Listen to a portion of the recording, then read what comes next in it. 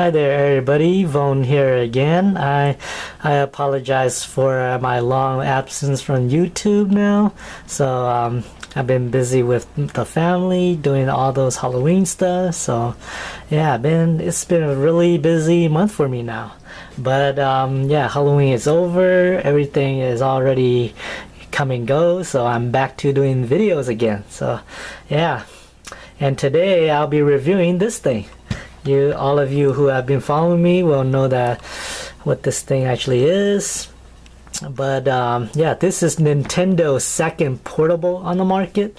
It's called the Nintendo Game Boy. It's the successor to Nintendo's Game & Watch series. So this portable here is actually the first of the Game Boy line. So it was released in the US on July 31st, 1989. So it's basically the second portable systems to have interchangeable cartridges. Everybody knows that the first one is that Microvision, which nobody heard about, but yeah. So this is the Nintendo Game Boy. As you can see, the idea behind this Nintendo Game Boy here at the time when Nintendo created it is that it offers the ability for gamers to take their games on the road whenever they're away from their home console. So basically the idea is Nintendo believes that gamers have the console to play at home, so they wanted to create another system that allows people to play games while they're also on the road. So whenever they're not home, they can still play games whenever they go. So with the Game Boy here, they can do that, and with games like Donkey Kong Land 3 here. So while they're away from Donkey Kong Country 3 at home, they can bring Donkey Kong Land 3 with them on the road. So it's basically almost the same game, but on the go now. So yeah. But anyways, let's look at the design of the Game Boy here. It's designed to be this rectangular shape units. So that's the Nintendo Game Boy logo there. Like the NES, it has that usual cross D-pad. You have your usual select and start buttons, B and A buttons being convex now. And yeah, unlike portables that came after it though, the Game Boy is created with a very cheap P style color looking screen here.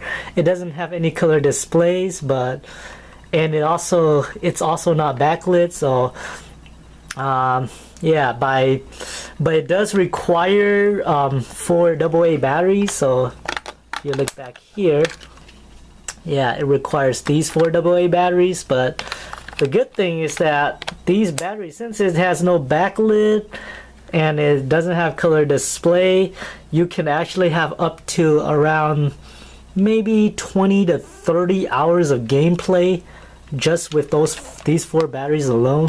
So you don't really have to worry about batteries at all with this unit here. So yeah, to the left side here you have your power connector here. So this is what you're actually gonna use if you want to plug in some power source to play your Game Boy in. That is if you don't have batteries in it. This is your contrast. So to use it, if you turn the power on, yeah, you can see how crappy this logo is, but if you turn the contrast all the way up, you can tell, or all the way down actually, you can tell that you can't see anything. But if you turn it all the way on, you can see, you're starting to see the image right there. If you turn it all the way down, the whole screen will be black. So it's better to just leave it right on the center. Yeah, this is Donkey Kong Land 3 here. So yeah, that's how it should look with the Nintendo logo right here. And yeah, this screen here this unit that I have here is very, very old. So as you can tell, it has a dead pixel in there. I don't know how to get that thing out, but I used to have screen covers that's very badly scratched and stuff, so I actually recently replaced it with this brand new one, so it actually looks better now. But with that dead pixel in there, yeah, it doesn't really bother me that much, but for other people it might have. Down here you have your headphone jack, so if you play this on the road, you don't want to disturb people with it, so you can just plug in a headphone and listen to all your glorious 8-bit music right there. Yeah, on the right side here you can have your volume slider, so you can tune that to how high and low you want. And this connector here is for your extension, your link cable, that is.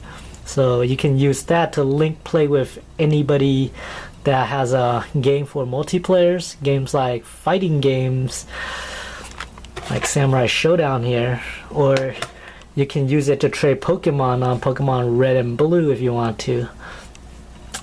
And up here you have your on and off switch for turning a game on and off. So if I turn to the left, you hear that beep sound. That means that it's on now. So yeah, back here you have your cartridge slots, and you have your battery, where your battery needs to go. So that's your battery pack right there. So yeah, so let's see how it plays, see how it still works. There's a light indicator here, so that's to tell you that's to tell you how high or low the battery is. So it's red right now, but it'll basically turn to another color once the battery starts to go bad. So yeah, you can hear that very 8-bit music right here. So let's see. So you can tell without a backlit, you can't really see much of the gameplay. So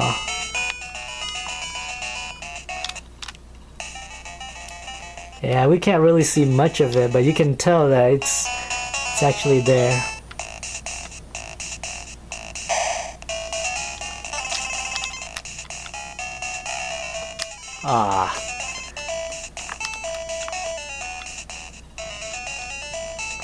Yeah, this is a really dark game, so let's try more better fitting games. That's Samurai Showdown.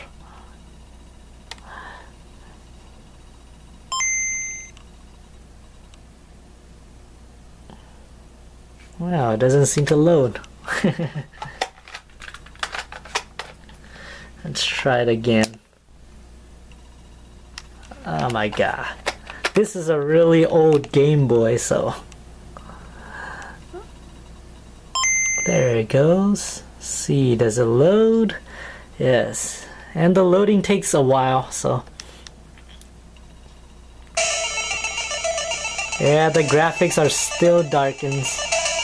There's no way to fix around that. So there it is. There's all the characters in the game. Plays very good. On camera, doesn't really look all that special, but if you play with your eyes, yeah, it actually looks better than this.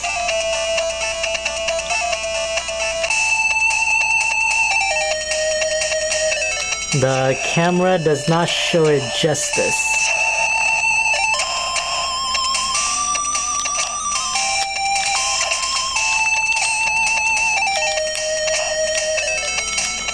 Yeah, so yeah, it basically works just fine. You can't really play this on using the camera, so but I say this is a really good system here. Now I also have this other one.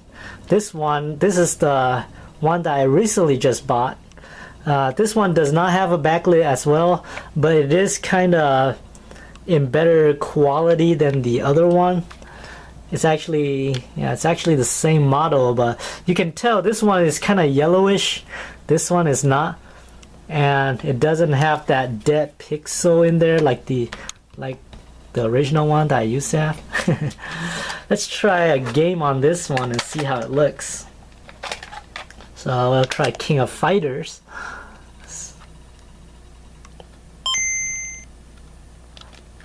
Oh man. Let's try to reload that.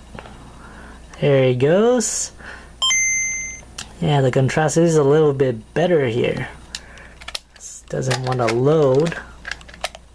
Yeah, these are some two really old Game Boy here.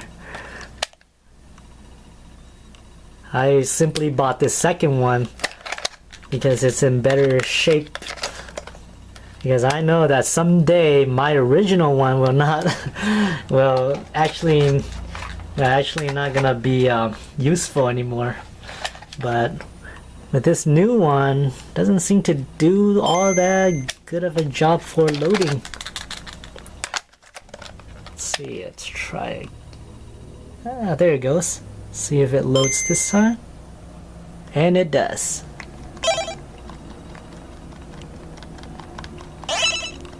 And there it is.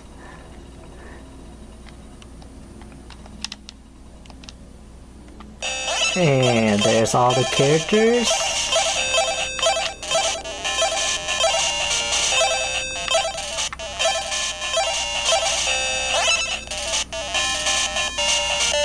Let's see.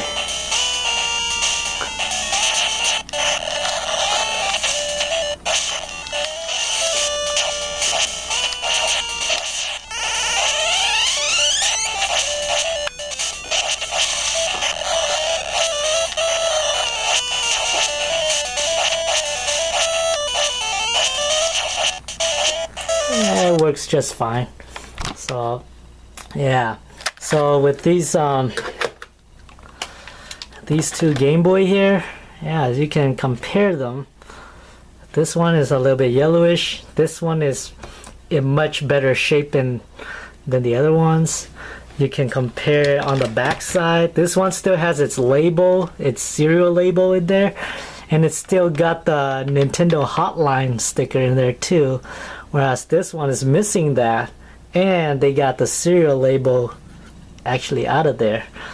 Both are actually the same Duracell Energizers.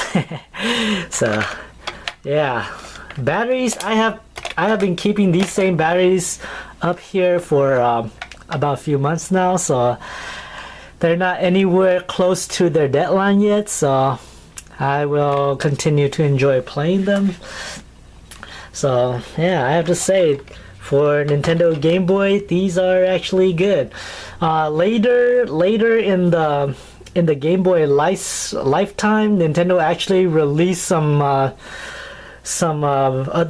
more models of these Game Boys, but in different colors. They call it the Play It Loud series. So it actually comes in green, red, yellow, all those kinds of colors. So, but they're still the same models. They're still the same model Game Boys, but just in different colors.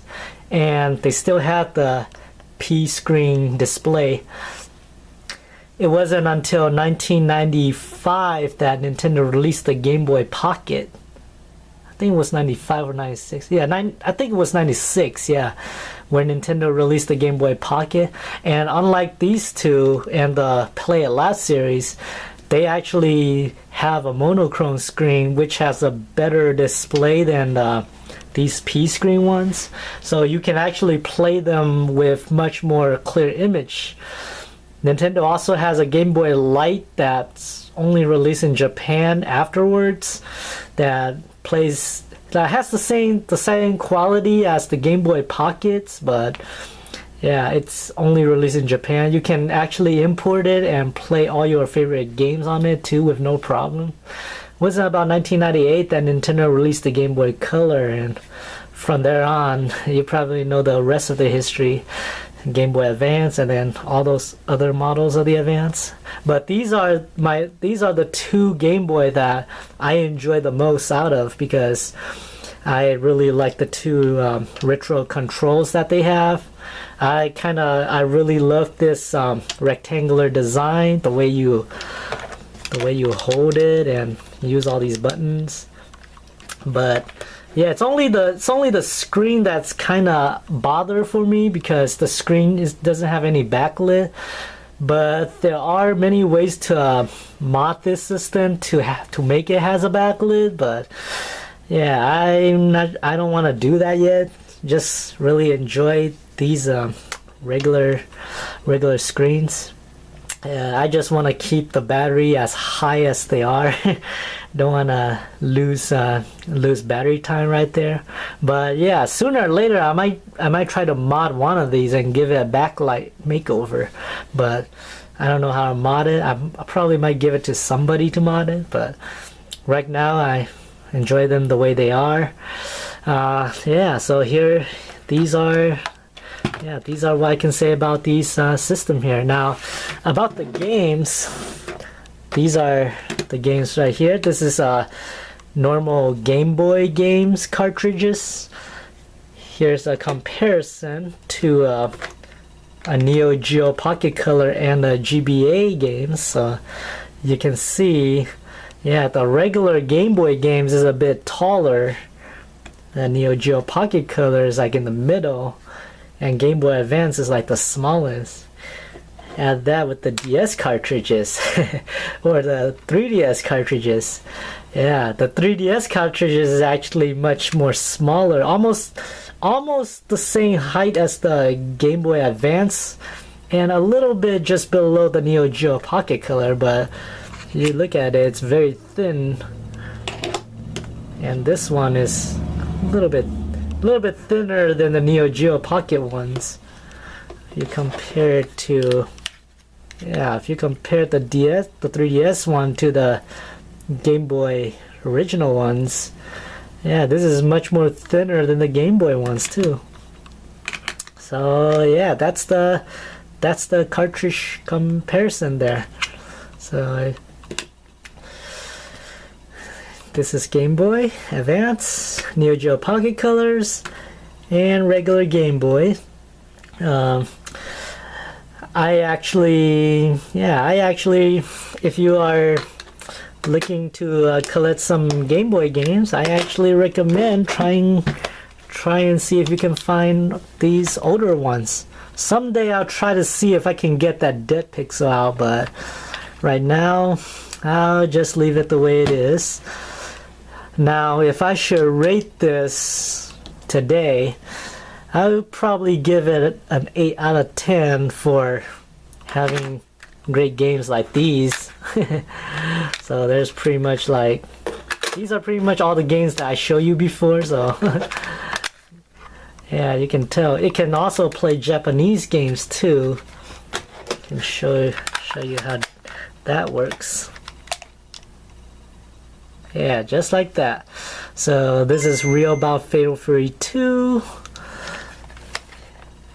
on the Game Boy. And the loading is kind of slow, but it does work. So as you can tell, that's the loading screen right there.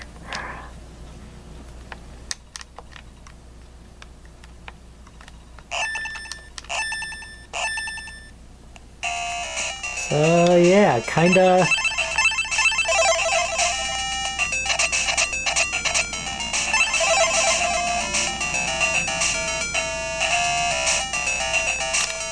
So yeah, it's kinda like you're owning your own Japanese system too. This one works with every game on every regions. So unlike the DSi and 3DS, Game Boy is region free, and that's great right there. That's another point for the Game Boy. So yeah, if you could find this one cheap at a flea market or buy it on Amazon, it's likely cost you no more than 40 or 50 bucks, I think. Because I bought this way back in 98, and it was much more expensive back then, about $80, I think. And it was bought from kind of like a clearance at Kmart or somewhere.